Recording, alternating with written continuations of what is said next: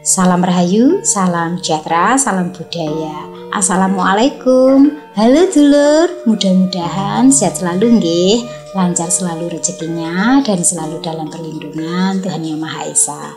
Amin. Dulur, tayangan kali ini saya ingin membahas mengenai keistimewaan seseorang yang lahir di tahun genap dan juga tahun ganjil. Monggo disimak dulur, barangkali memang cocok dengan karakter, kelebihan maupun kekurangan panjenengan. Dari sini kita bisa mengambil yang baik-baiknya saja dan memperbaiki yang mungkin tidak baik pada diri kita. Wilujeng Rahayu, sugeng midhangetaken.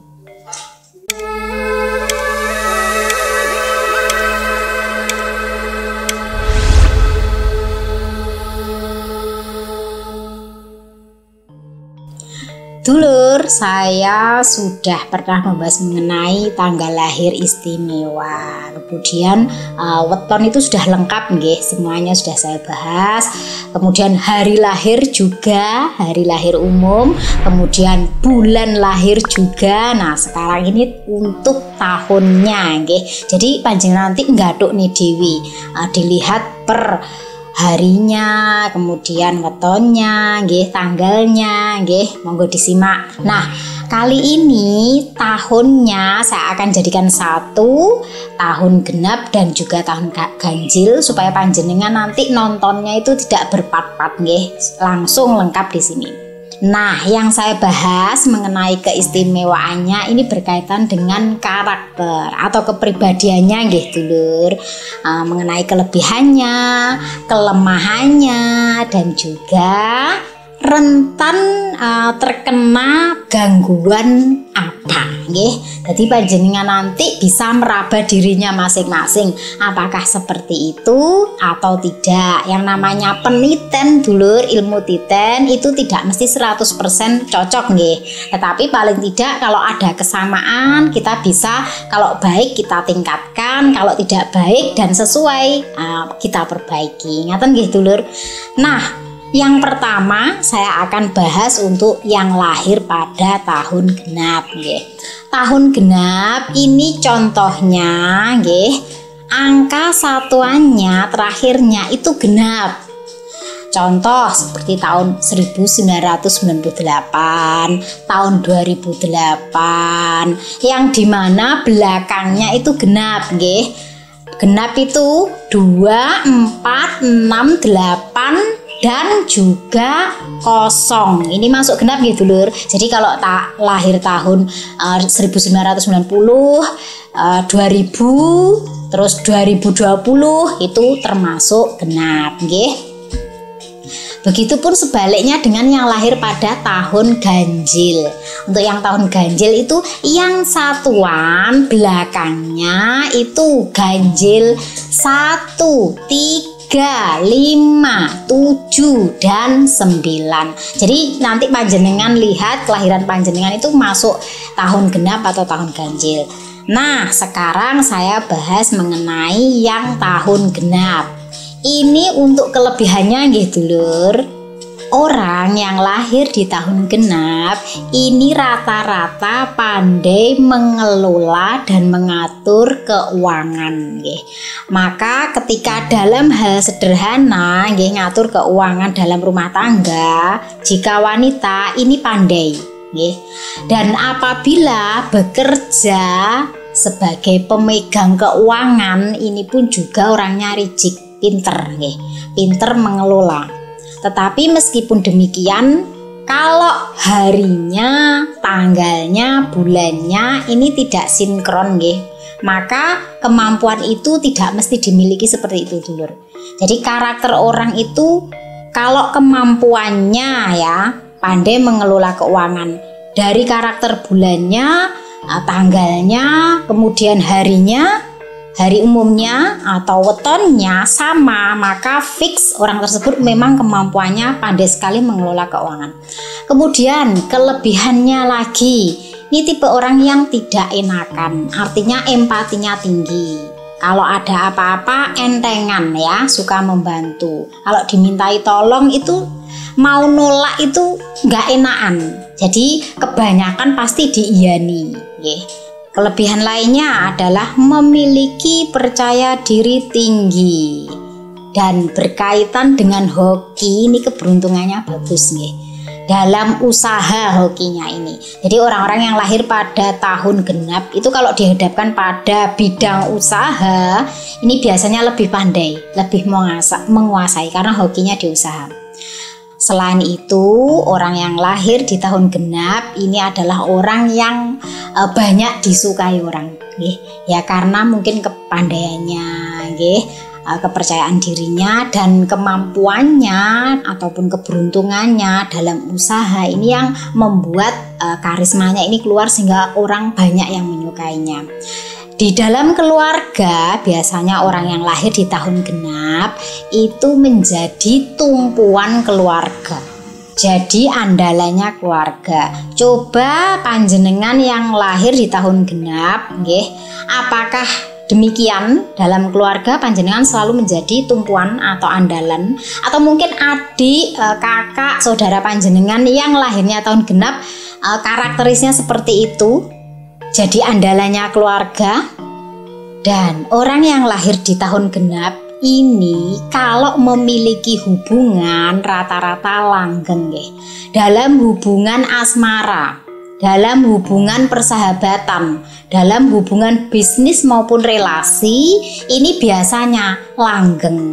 Kenapa? Karena memiliki sifat di mana kesetiaannya ini terhadap hubungan atau menghargai suatu hubungan, walaupun kadang ada rasa jenuh dengan hubungan, tetapi supaya tetap langgeng biasanya ini selalu membuat sesuatu yang lebih baik, jadi hubungan itu tetap baik walaupun kadang dulur, kadang dalam suatu hubungan itu tidak ada rasa, tetapi yang tahu itu cuma dia.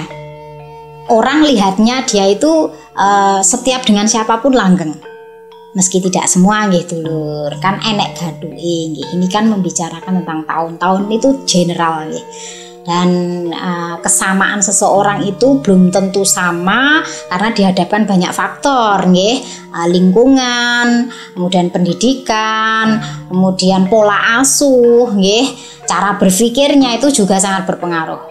Dan jika itu wanita yang lahir di tahun genap ini biasanya pandai mensiasati dalam mengatur rumah tangga. Artinya pandai memutar otak, di mana ketika dihadapkan pada permasalahan ekonomi atau permasalahan dalam keruwetan rumah tangga itu biasanya pandai mencari solusinya. Walaupun yang dirasakan ini sakit tak berdarah, tapi tuh otaknya itu cerdas, pandai mencari celahnya, supaya ini tidak melebar itu gimana, supaya dandange gak ngguling gimana, itu tahu caranya. Meskipun tidak semua dulur, tapi berdasarkan penelitiannya kalau dilahir di tahun genap karakternya kurang lebih demikian.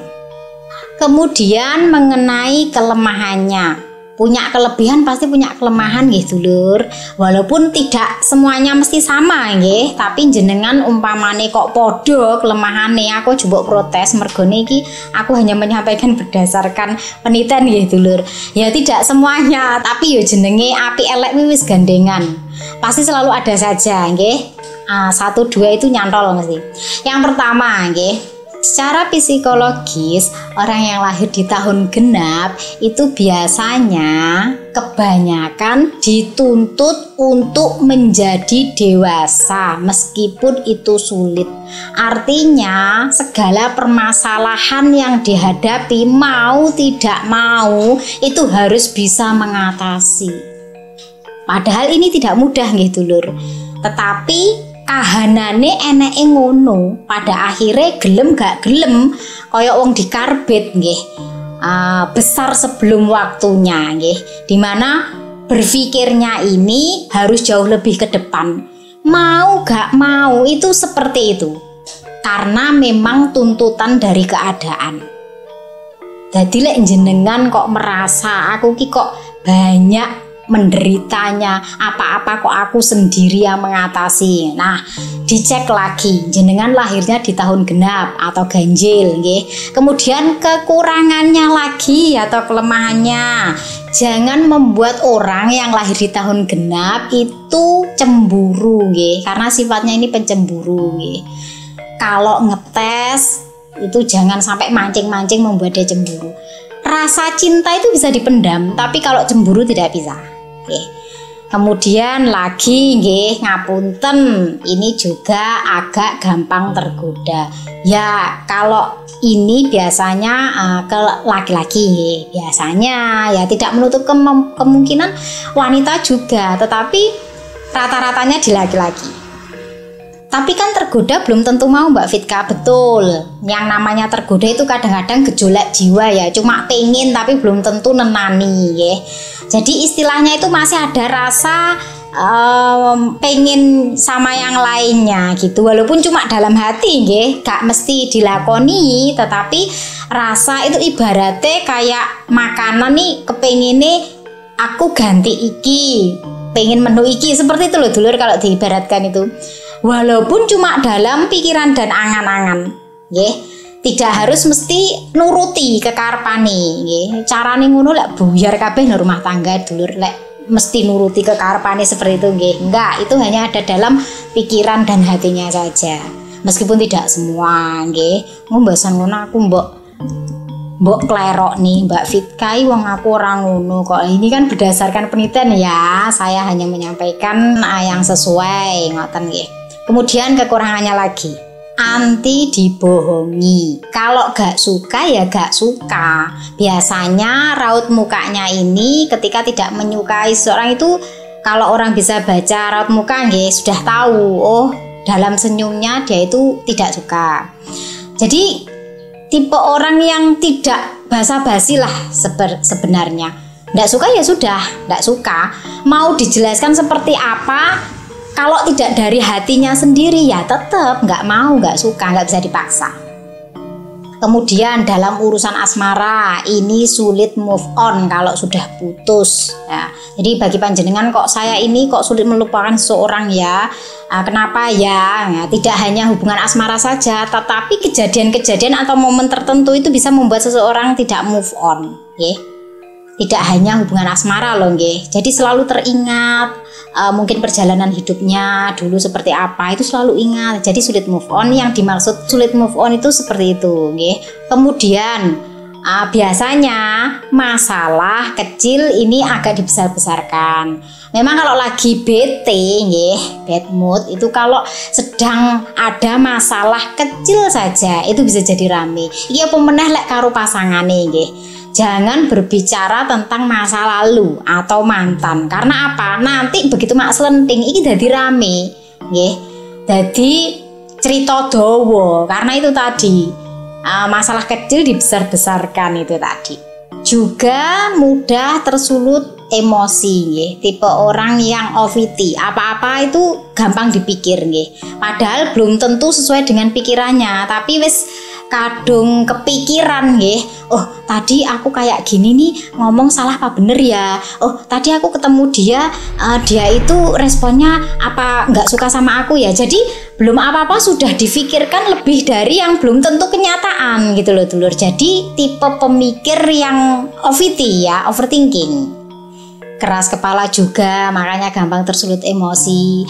Dan kalau punya kepenginan itu harus nggih kudu. Ini tidak bisa dinego. Nah, biasanya hal ini berkaitan dengan keinginan-keinginan yang berkaitan dengan ambisinya nggih. Sebenarnya tidak semuanya nggih memiliki ambisi yang sama, tapi kadang-kadang dalam hal sederhana, contohnya nggih, sedang sakit tidak boleh makan ini gitu nggih, tapi ngumeyel tetep nggih.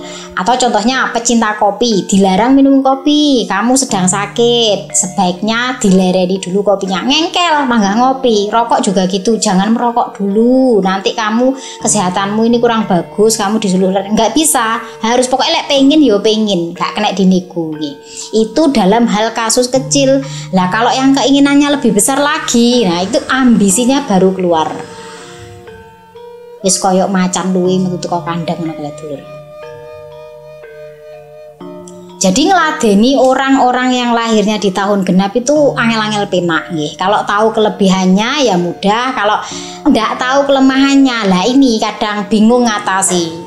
Makanya mengetahui karakter orang itu penting dulur. Supaya apa? Supaya kita bisa memperlakukan orang tersebut dengan tepat nggih, sesuai dengan karakternya seperti ini. Berarti saya memperlakukannya seperti ini. Lah, untuk keluhan yang rentan dirasakan nggih, yang rentan dialami nggih. Ini biasanya ya tidak semuanya, tapi rata-rata nggih yang dialami itu kayak mah, terus darah tinggi, rematik, sesak nafas. Pada kasus yang berat itu bisa ke jantung dan juga paru-paru. Tinggal pola hidupnya bagaimana nggih. Nggak mesti penyakit yang diderita itu seperti ini, nggak mesti, tapi rentan gangguannya itu di situ. Sesuai dengan karakternya, sesuai dengan sifatnya. Kemudian sekarang mengenai yang lahir di tahun ganjil, ya. Di tahun ganjil, yang lahir di tahun ganjil ini kelebihannya. Yang pertama, orangnya rata-rata cerdas, ya.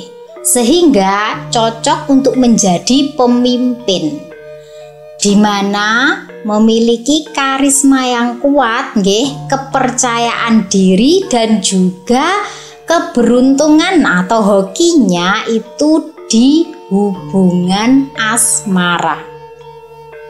Orang yang lahir di tahun ganjil ini tipe orang yang bekerja keras dulur, meski tidak semuanya nggih. Dan juga memiliki kemampuan pandai berbicara, nggih, pandai berkomunikasi, juga seorang pendengar yang baik.